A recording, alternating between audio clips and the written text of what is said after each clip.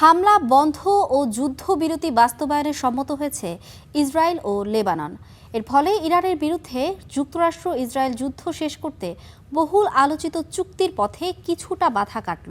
অবশ্য এই ঘোষণার মাঝেও বৈরুতের কাছে আক্রমণে নিহত হয়েছেন ৯ জন।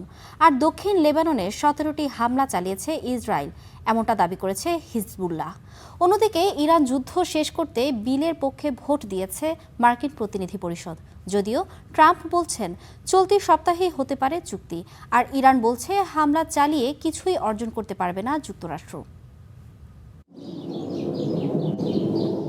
যুক্তরাষ্ট্রের সাথে যুদ্ধবিরতি চুক্তিতে পৌঁছার ক্ষেত্রে বড় বাধা লেবাননে ইসরায়েলের এমন বর্বর হামলা। একথাই বারবার বলে আসছে ইরান। সবশেষ লেবাননের রাজধানী বৈরুতে হামলা ও সেনা অভিযানের হুমকি দেয় ইসরায়েল। এরপরই তৎপর হয়ে ওঠেন মার্কিন প্রেসিডেন্ট ডোনাল্ড ট্রাম্প। বুধবার হোয়াইট হাউসে যুক্তরাষ্ট্রের মধ্যস্থতায় বৈঠক হয় লেবানন ও ইসরায়েলের। ত্রিপক্ষীয় বৈঠক শেষে ট্রাম্প প্রশাসন জানায় সংঘাত বন্ধে যুদ্ধবিরতি বাস্তবায়নে সম্মত হয়েছে ইসরায়েল ও লেবানন।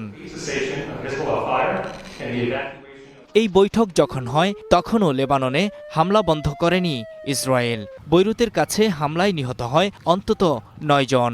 দক্ষিণ লেবাননে ১৭টি হামলা হয়েছে বলে দাবি করেছে হিজবুল্লাহ।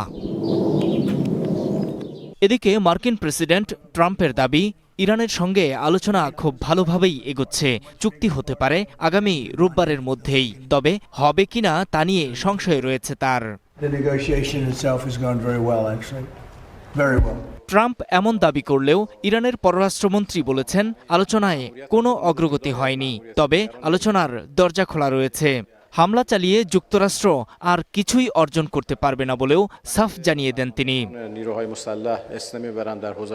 কুয়েতের পররাষ্ট্র মন্ত্রণালয় জানিয়েছে বুধবার ইরানের ক্ষেপণাস্ত্র ও ড্রোন হামলায় ১ জন নিহত ও ৬০ জনেরও বেশি আহত হয়েছে।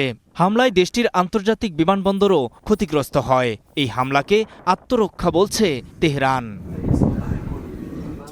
এমন পরিস্থিতিতে বিরোধী ডেমোক্র্যাট নেতৃত্বাধীন একটি প্রস্তাব পাশ করেছে যুক্তরাষ্ট্রের প্রতিনিধি পরিষদ, যার লক্ষ্য কংগ্রেসের অনুমোদন ছাড়া ইরান যুদ্ধ চলবে না।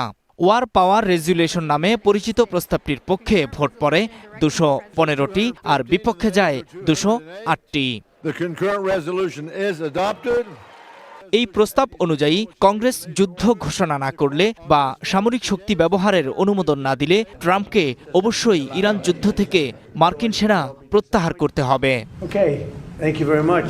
নূর মোহাম্মদ, স্টার নিউজ।